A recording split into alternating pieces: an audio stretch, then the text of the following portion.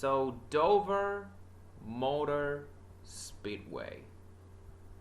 Yeah, it just doesn't have this. It just doesn't have the same ring to it as Dover International Speedway.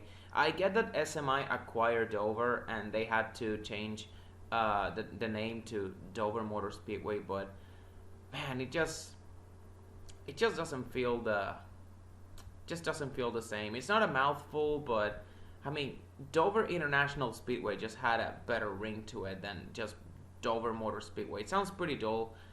Again, I mean, for the past few days, I've actually grown to, grown accustomed to it, but this is gonna take some time getting used to, like, this new name of the track. But let's get into it. Dover Weekend.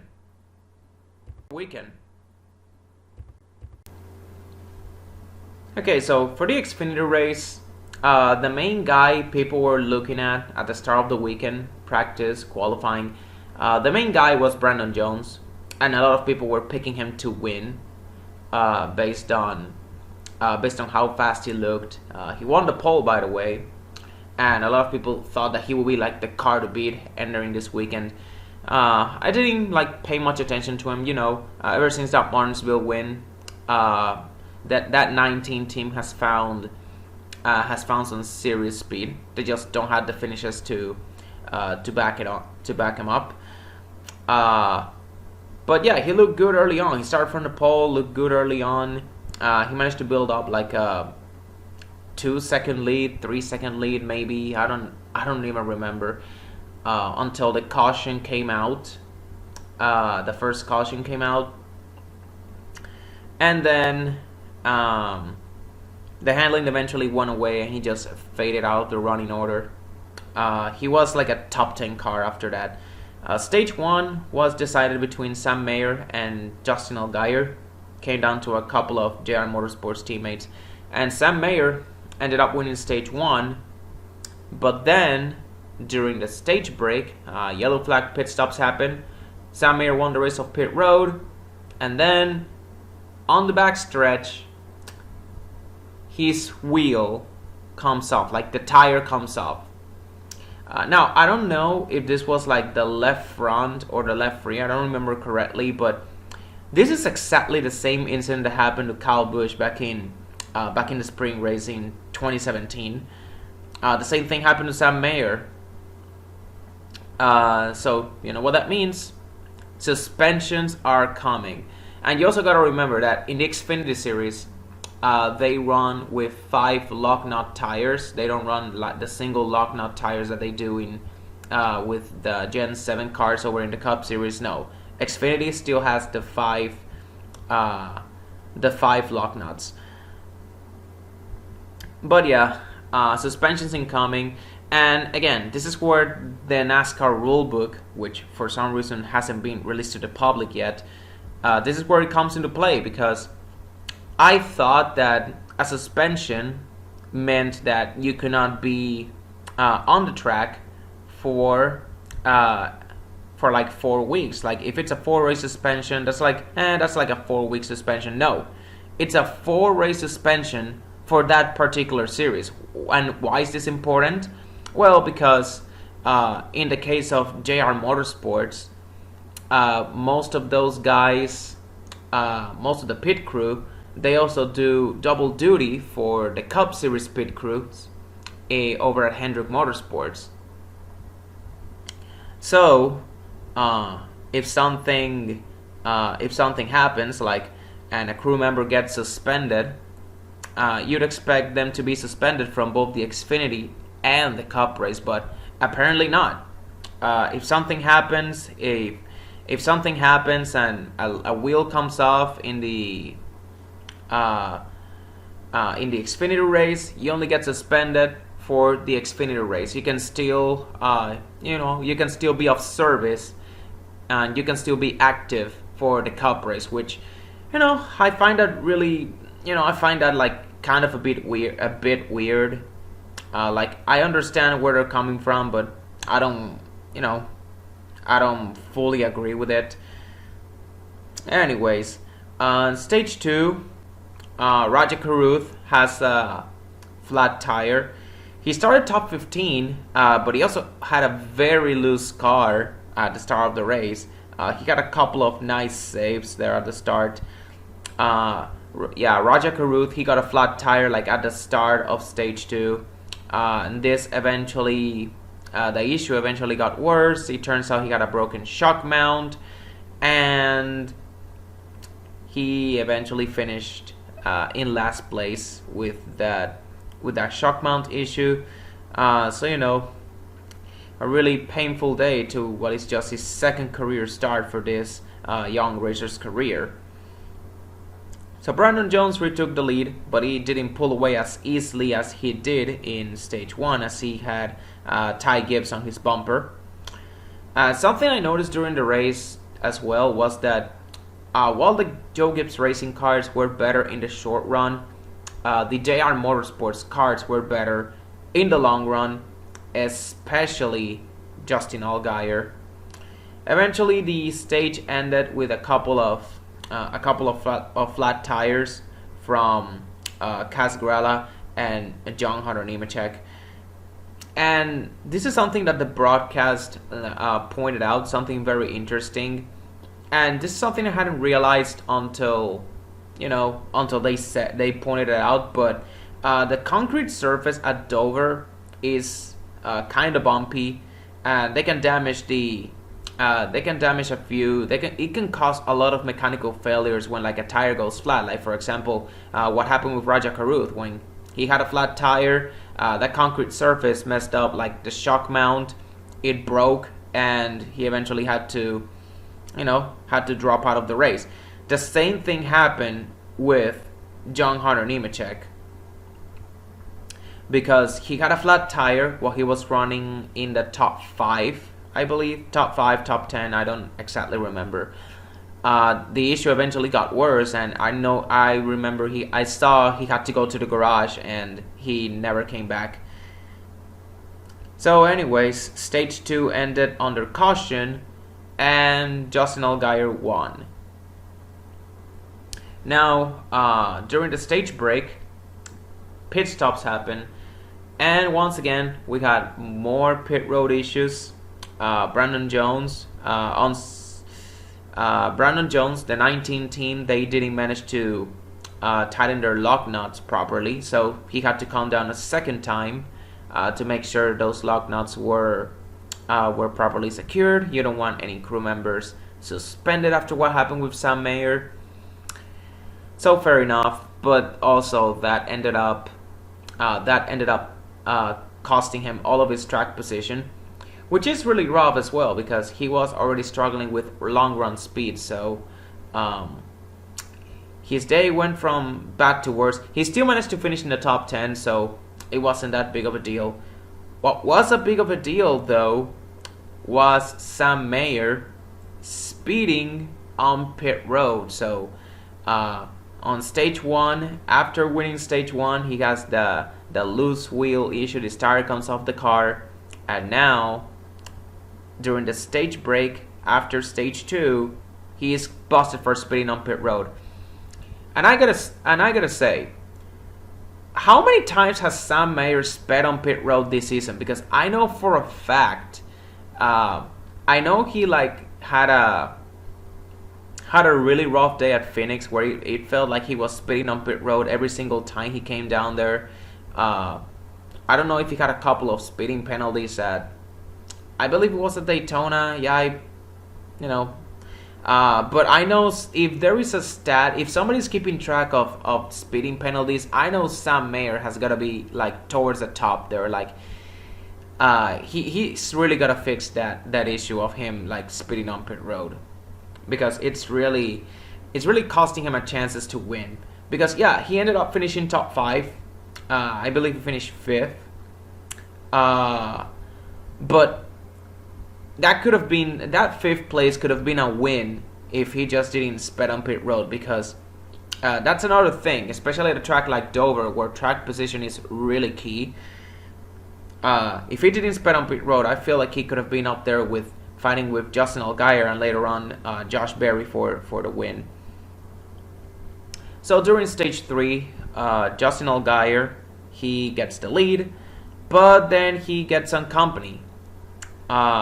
His teammate, Josh Berry.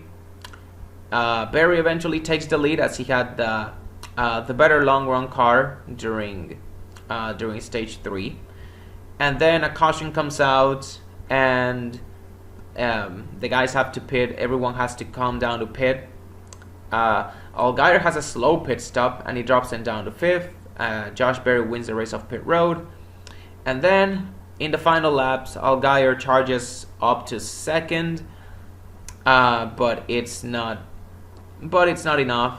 Josh Berry wins his first race of the season, and JR Motorsports finishes 1, 2, 4, 5.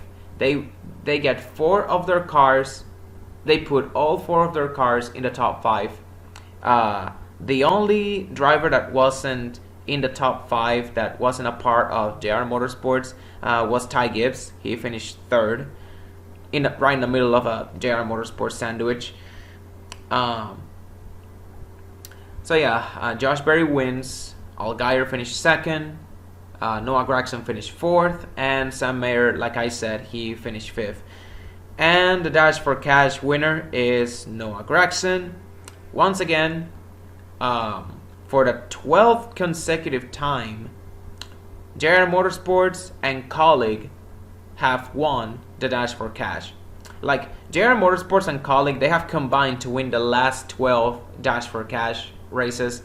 4 of those have been Noah Gragson. 5 of those have been AJ Almendinger, which, pretty crazy, I gotta say. This is also the second time a team has had 4 cars finish in the top 5. The first time was Joe Gibbs Racing at Darlington in 2013 with Kyle Busch, Elliott Sadler, Brian Vickers, and Matt Kenseth. They finished 1, 2, 3, 5.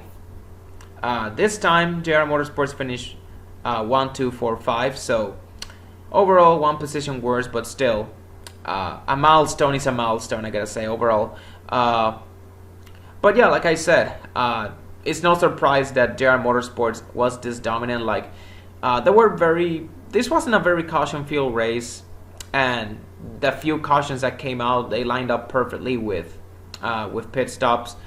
And this gave the JR Motorsports guys the edge because, like I said, those guys were pretty dominant in the long run, even better than the Joe Gibbs Racing cars. When they really got going, there was like nobody that could stop them. It was just a matter of time to see which of the 4 guys was going to win the race, and Josh Berry ended up being the one. So,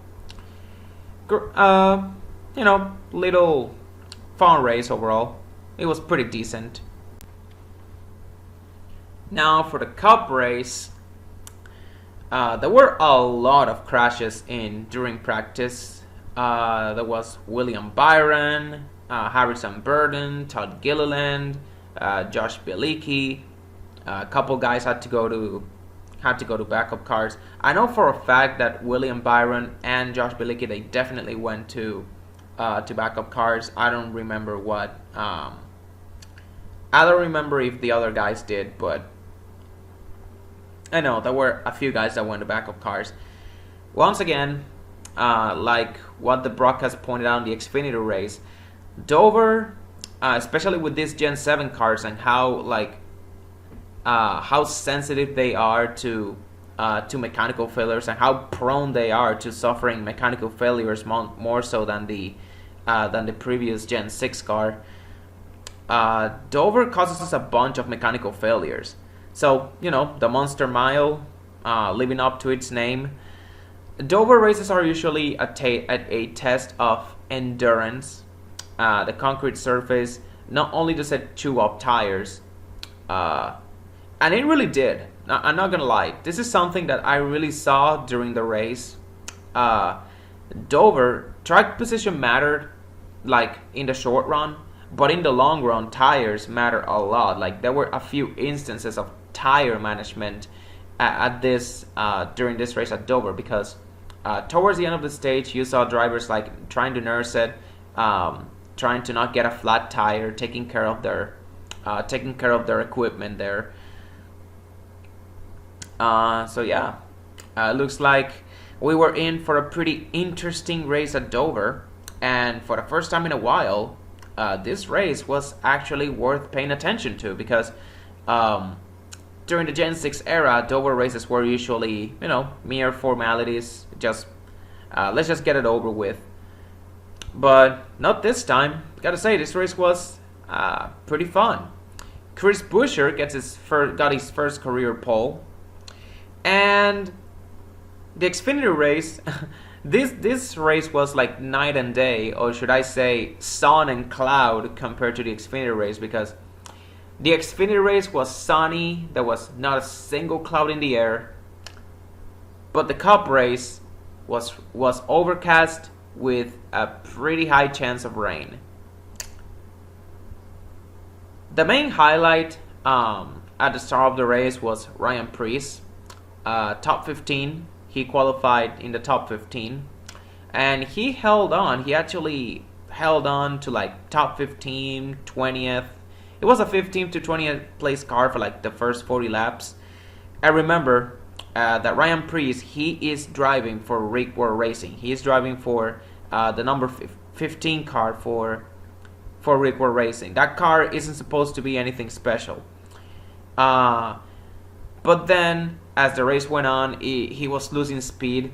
Some people thought that he had dropped the cylinder since his lap times were a bit slow. But it turns out he was just a scare. He ended up hanging around the top 20. Eventually he fell 2 laps down in stage 3. And he finished 25th. But overall, especially compared to what Rick War Racing cars what we usually accustomed to seeing, a top 25, and the fact that he also ran as high as the top 15. I believe it was like he ran as high as 13th at one point.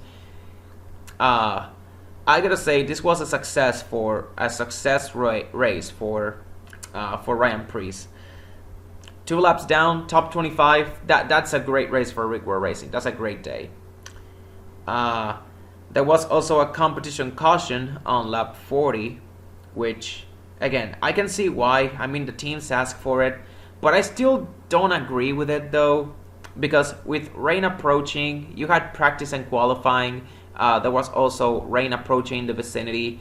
As a matter of fact, the race started 10 minutes earlier to account for the incoming rain. Also, Dover has no lights for night racing, so I don't agree with NASCAR doing this, allowing with the team's decision to tell NASCAR to throw a competition caution. We don't feel confident, just to check the tire usage and stuff like that. I get why, but again, I don't agree with it, because when you're racing, when there is a chance to rain, you're racing against a timer here, because you never know when the rain is gonna come out, and you want to log as many laps as possible to see if you can make it to halfway. And not to mention, that competition caution was pretty long, like 10 laps long. There was no reason for this to be a long ass yellow the way it was. Again, you're on a timer, you want to log as many laps under green as you can. So in the case of a postponement, you don't have to worry about that many laps, about running that many laps the following day, or better yet, make it halfway. Now, I don't think there was a chance that they were gonna make it halfway, but I mean, come on. At the very least, they could have made it to lap 100 if they let this race run under green for a bit longer than they did. So eventually, the race restarted, and like 20-30 laps later, the rain came down. It was a light sprinkle at first, so they were gonna restart the race at first. But then, just before they were about to take the green flag, it started raining more, and they came down pit road, cars came down pit road, and the race was red flagged. And the race was postponed for Monday at noon. and this became a big talking point for NASCAR fans. And again, I'm gonna make a video on this later down the road about why NASCAR should really consider starting all of these races at noon, or at least for tracks that don't have lights for night racing, like Dover, Talladega, Pocono, the road courses. If you're not gonna start all of the races at noon, at least do it for the tracks that have no lights, because if this race started at noon, if this Dover race started at noon, then none of this would have happened. We wouldn't be talking about Monday racing. But anyways, the race was postponed for Monday. Monday at noon, the race restarts, and immediately there's a caution. Austin Cindric and Todd Gilliland. Cindric gets loose, hits the wall, and Gilliland gets spun, and he also hit the wall after contact from Ryan Blaney. Now, they didn't smack the wall very hard, like Cindric, Todd Gilliland. They didn't smack the wall very hard. Those are very light hits. But again, just like what they said in the Xfinity race, the broadcast, Brad Keselowski, Joey Logano, they were in the broadcast booth in the Xfinity race. Dover is a track that is very notable for causing mechanical failures. And these Gen 7 cars, we have already seen it. We are 11 races into the season. We already have an idea of how fragile these cars are. So a little light hit into the wall, like a small tap into the wall, that's what it cost. Look what that cost. Todd Gilliland, 3 laps down. Cindric, his steering was locked to the right, and he didn't beat the damaged vehicle policy, so he ended up dropping out of the race. And like every other Dover race in recent years, track position matter, but not as much as in recent years. This was pretty evident when Denny Hamlin, midway through stage 1, he made a pit stop under yellow. I believe that was the caution for the Austin Cindric accident and Todd Gilliland. Denny Hamlin went down pit road, got 4 fresh tires, and he charged through the field. And teams got to be taking notes of how those tire management, tire usage, tire wear. So yeah, tire wear, and the conclusion is tire wear actually mattered at Dover. Like usually Dover is a track that relies a lot on clean air, track position, a big deal, but not as much as it used to. It seems like with this new Gen 7 car. So this opened up the door for a few strategies later on in the race, which unfortunately we didn't see them.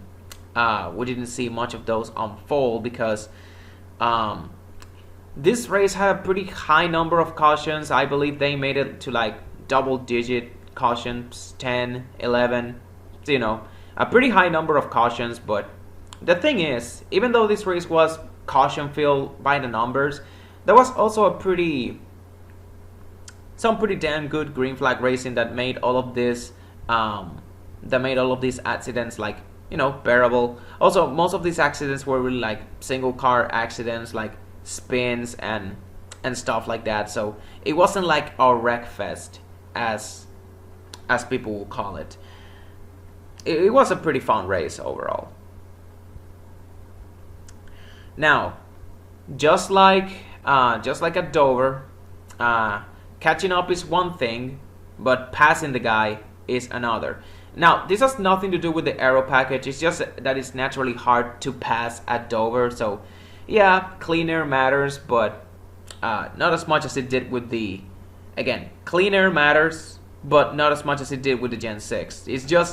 It's naturally hard to pass at Dover. Dover is it's a pretty little tough track. Hamlin, he eventually gets the pass, and he wins stage 1. And then in typical Denny Hamlin fashion, based on how his season has gone so far, something bad has to happen to him. And on pit road, Denny Hamlin, what happened? He won the race of pit road, but similar to Sam Mayer, and this is also ironic because Sam Mayer also won stage 1 and he had a tire come off. His car. The same thing happened to Denny Hamlin. And it was also on the left front. It was actually the same tire that came off of him. Similar to what happened with Sam Mayer, the left front tire came off of him during the Xfinity race. The exact same tire.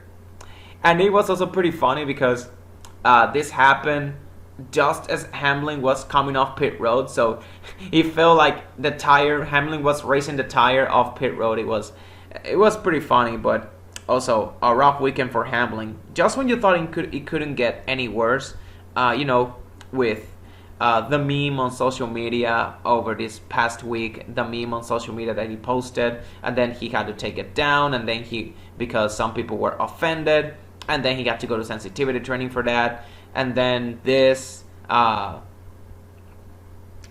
just when you thought his day couldn't get any worse, stuff like this happens. And honestly, that 11 team, they should thank their lucky stars for Richmond, for that Richmond win, because otherwise they will be in a very deep hole almost halfway in the regular season. Right now they are 23rd in points. Just to give you an idea how bad they are. 23rd in points. The only top 10 they have is that win at Richmond. So anyways, with Hamlin out of the picture, this opened up the door for a few new faces. Mostly, this race was mostly dominated by Joe Gibbs Racing and Hendrick Motorsports, similar to the Xfinity race that, JDR and JRM, they dominated the race. The Cup race was also like Joe Gibbs Racing, Hendrick Motorsports, and then, a few guys, RFK, Trackhouse, Stewart Haas Racing, like Harvick was like in and out of the top 10 for a little while. Stage 2, Ross Chastain surged to the lead. And then more tire troubles for Joe Gibbs Racing. Christopher Bell had a flat tire. Also during stage 2, the sun also came out, another great sight. So we didn't have to worry about the rain anymore. Although I don't think there was any concerns for rain on Monday, at least compared to the day before. A caution came out. Larson got loose coming up of turn 4. He saved it. A little sweet save. Usually when you spin out of Dover, you're almost guaranteed to hit the wall, but Larson locked it down. His tires fell apart though, and he had to nurse it to pit road. He got some damage. I believe the flat tire ended up destroying one of his roof flaps, or one of his hood flaps. Excuse me. But he ended up. I don't think it ended up affecting him that much. That was like cosmetic damage. It feels like he ended up finishing in the top 10. He came back to finish in the top 10, so the damage was kept to a minimum. On the restart, a few guys opted to stay out, so there is the strategy that I was talking about. Also, shout out to Justin Haley for running third on 2 tires, or actually I should say holding on to third place on 2 tires. And then another caution comes out. Kurt Busch gets tight. He gets a little tap by AJ Almendinger, just a delicate tap. That's enough to get him loose, and he hits the backstretch wall. Kurt Busch, ever since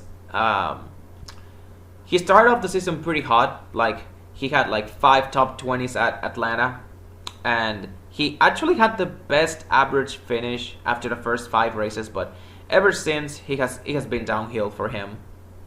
I don't know if he's gotten outside of Martinsville, I don't know if he's gotten like a single a single top 20 finish. That's just how bad it's been. He is actually below the cut line now, like well below the cut line now. So he's gonna have to get some surge, like like he did last season with when he was driving for Ganassi. That a lot of people thought that Kurt Busch was gonna miss the playoffs, and then the second half of the season, that summer stretch, he caught fire. He won a race to lock himself in, but I mean, by the time he won that race at Atlanta last year, he was pretty good points wise.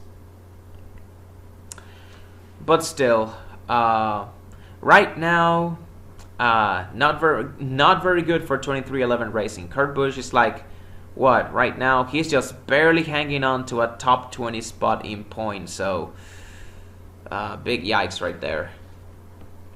So on the restart, there were a few more pit stops during that caution. Justin Haley decided to stay out, and he inherited the lead, and he restarted as the leader. And honestly, he held on to the lead for quite a few laps until Alex Bowman passed him, and then one lap later, Kyle Busch passed him. So good stuff. We also started seeing Dover become more of a 3-lane track during the second half of the race. As the race went on and as the cars started putting on more rubber onto the track, the inside lane became more viable, because at the start of the race, the outside lane was king and the middle lane was workable, but as the race went on, the outside lane and the middle lane became more equal, and then the bottom lane started becoming more of a third lane. Towards the end of the stage, like I said, drivers that stayed out started blowing up tires. Ty Dillon was among them, Tyler Reddick as well. Again, the tire fall off with this Gen 7 car was a big talking point during practice and qualifying, so they had to save those tires. They, gotta save those tires now. Eventually, a caution came out. Cody Ware got loose coming up of turn 4. Just like Kyle Larson and in the exact same spot, and Denny Hamlin gets caught up in it. As Cody Ware tries to back it down, he just comes down into Hamlin. Hamlin tries to avoid him, but he ends up spinning. He gets some like side skirt damage. I don't know. But yeah, he gets some damage to the quarter panel of the car. His race just went from bad to worse, basically. And because of a damn lap car this time. Now, to be fair, I feel like Cody Ware is catching a lot of slander because, like I said earlier, Kyle Larson got loose in the exact same spot that Cody Ware did. Both Kyle Larson and Cody Ware, they spun coming up of turn 4. But no one is mad at Kyle Larson for spinning out, but they're mad at Cody Ware for spinning out? No, that's because he took out Denny Hamlin. Okay, cool. Again, I don't understand the hate against Cody Ware on that one. Like seriously, like I get it that he could have, used the brakes because Hamlin was trying to avoid him like in the bottom lane. But there's just an argument to be made that maybe if Hamlin didn't go to the bottom, because that's another thing. Dover, in both the front stretch and the back stretch, it has banking as well. It's not like a flat front stretch and a bank corners. No, Dover is a track that has banking all throughout the racetrack, even on the straightaways. So Hamlin could have stayed up, not come down, and he would have never gotten caught up in it. But then again, I'm not gonna blame Hamlin for that because those are split-second decisions that you gotta do. Like either you do them, either they work or they don't work. So I'm not gonna blame Hamlin much for this incident. Just like I'm not gonna blame Cody Ware for this one. Like it's just a racing incident. Unfortunate for Denny Hamlin that his race just went from bad to worse, but I mean, stuff that happens sometimes at Dover. Also, not the first time Denny Hamlin has been screwed over by a lap car at Dover, if you know what I mean. So the race ends on this stage ends on a 3-lap shootout. Ryan Blaney stayed out while Kyle Busch and the other guys that were leading this race, Alex Bowman, Martin Truex Jr., and the others, they came down pit road for fresh tires. Ryan Blaney stayed out, trying to get the stage, and his gamble ends up working because he ends up holding off Kyle Busch for the stage 2 win. So again, at least for the short runs, clean air matters more than fresh tires. As Kyle Busch and Truex, they got loose. They couldn't get a good run going between those fresh tires and Ryan Blaney pushing clean air down on them. There was also an instance where Blaney got loose, and then Kyle Busch, who was running behind him, also got loose. So once again, whether you have fresh tires or not, it's still hard to pass at Dover. So Ryan Blaney's gamble worked, and even though he lost all of that track position because he was going to have to pit after this, and no one else was going to follow him, at the very least, he got a playoff point and a stage win out of it. And also great too, because that was the only positive for Team Penske overall, because they just had a rough day. Dover is not one of their best tracks, but at least they got a stage win out of it with Ryan Blaney. As a matter of fact, to show you how rough Penske's day at Dover was, none of their cars finished in the top 25. Their highest finisher was Ryan Blaney in 26. Yeah, that's right. All 3 of the Penske guys, they finished behind Ryan Preece in the race. Like, Ryan Preece finished better than all 3 Penske cars in this race. That's just how rough Team Penske had it today. So on stage 3, Kyle Busch and Bowman and Alex Bowman, it becomes very apparent that those 2 are the best cars in the race. And this was a pretty long run under green, so I expected some green flag pit stops to eventually take place, and they did. But one of the first cars that came down pit road, AJ Almendinger, as he came out pit road, he had once again another loose wheel, and he got taken out of the race because, again, like I said, Dover is a track that is notable for causing mechanical failures. If something is wrong with your car, then that concrete surface is gonna chew up your car. It's gonna cause some mechanical failures and stuff like that. Unfortunately, this happened to AJ Allmendinger, and with the loose wheel, that brought out a caution. And loose wheel means suspension to some members from Colleague Racing. So that's gonna be pretty interesting when the penalty report comes out. But the thing that made this interesting was that the caution came out just as the top 2 were coming down to pit, because Kyle Busch and Alex Bowman, they came down to pit on the same lap. And that's actually a tough break, because the moment the caution came out, they were put a lap down. At first, I was hopeful that maybe Kyle Busch and Alex Bowman would be like on the tail end of the lead lap, and then all of the other guys on the lead lap, they will have to pit. But no, it turns out that by the time both of them came out pit road, they had already been lapped, so they had to take the wave around. And speaking of drivers that are having a bad day, our good old friend Denny Hamlin, who was already trapped a lap down because of this, he sped on pit road again. So his rough day continued. So with Kyle Busch and Alex Bowman, back in traffic, this left the race to be decided between Ross Chastain and Chase Elliott. And even though the race was There were a couple of cautions and a couple of restarts in between. That was some pretty great racing for the lead, like side-by-side action between Ross Chastain and Chase Elliott. Unfortunately, in one of those cautions, Tyler Reddick, aka the unluckiest driver in the season, just cannot catch a break. He got punted into the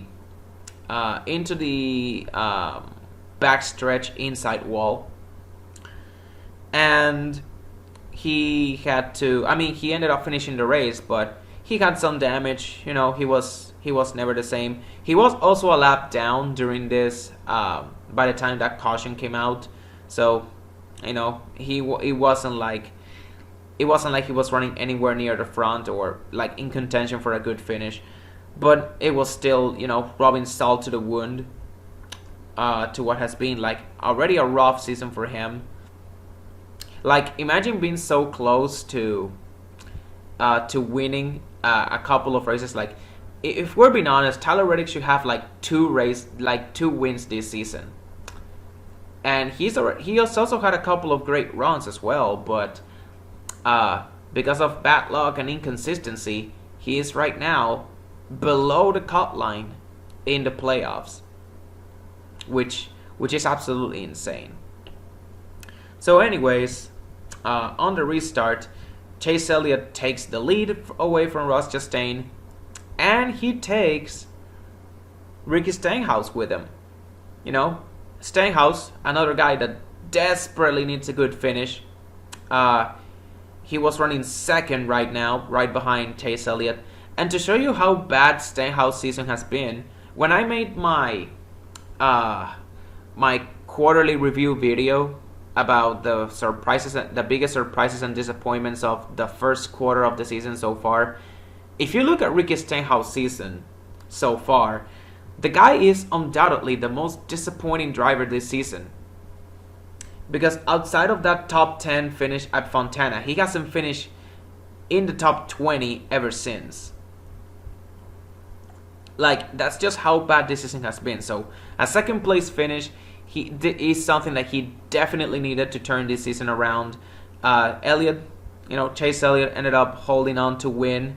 Stenhouse, he ended up finishing second. And then, in the battle for third, Ross Chastain and Martin Truex Jr. battling for third. Chastain, he races Truex hard on the final lap. And then he kind of blocks Truex, but the way Chastain came up, he ended up chopping off Truex's front end. Truex got loose, and he ended up, hitting the wall. Turex ended up limping back to the finish line in 12th, while Chastain ended up getting third. So, and understandably so, Turex was angry. I get Turex's anger. Some people will say that, Turex is a crybaby for being raced hard. But the way I see it, I get it, it's the last lap of the race. Ross Chastain did nothing wrong. But with that being said, it's not wrong for Martin Truex Jr. to be mad either, because again, it's just natural to be mad. It's okay for drivers to be angry, whether you get raced hard or not. It's okay for drivers to get angry and try to confront the guy and see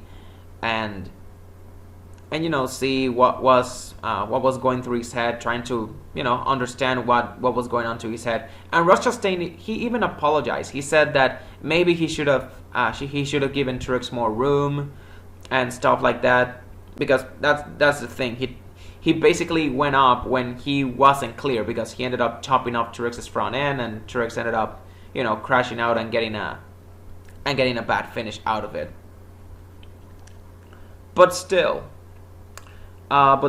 it's not wrong of Turex to be angry, because you gotta put yourself in his shoes. Like, if you were running like in the top 5 all race long, you didn't win the race, but at least you got a great finish out of it.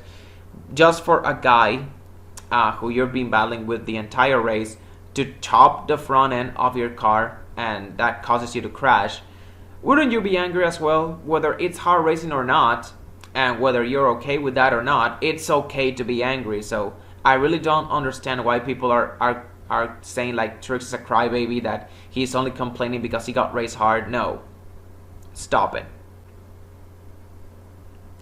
So anyways, with Chase Elliott winning, all Hendrick drivers are in the playoffs after just 11 races. All 4 Hendrick drivers have now won after the first 11 races, which is actually a new record. Hendrick Motorsports, they actually broke their own record back in 2007. The old record was 4 drivers from the same team winning a race each. The old record was 2007 when Casey Mears won the Coca-Cola 600. He was the 4th and final Hendrick driver to win that season.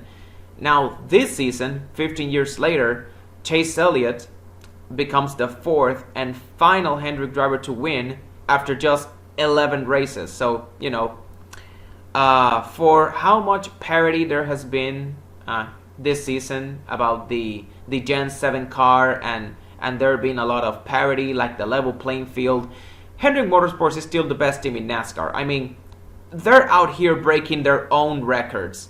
It's one thing to break records and make history, but it's another thing when you're breaking your own records. Like, even in this era of parity, like, the more things change, the more they stay the same. So again, overall, for the letter review, I'm gonna give this race, like, I'm feeling generous today. I'm gonna give this weekend overall a B+. Granted, I like Dover a lot as a racetrack, but I'm not gonna lie, this track has really fallen out of favor for the last few years. Not really a very popular track with fans. And there had also been rumors about this track being, losing its race date and being torn down. In my opinion, this is a race that they definitely needed. Even with the race postponed, the crowd on Monday was pretty sizable indeed, which is really surprising, especially for a postponed race, for a Monday race. That was a pretty good sign. As for the driver of the day, it's a pretty obvious pick to me. I'm going with Ricky Stenhouse Jr. as the driver of the day today. For obvious reasons. I mean, the guy finished second, and after a rough season, where he has been like the biggest disappointment this season, he definitely needed this race. But yeah, overall, Dover was pretty fun, and I don't care what anyone says, it deserves to stay on the schedule for the foreseeable future.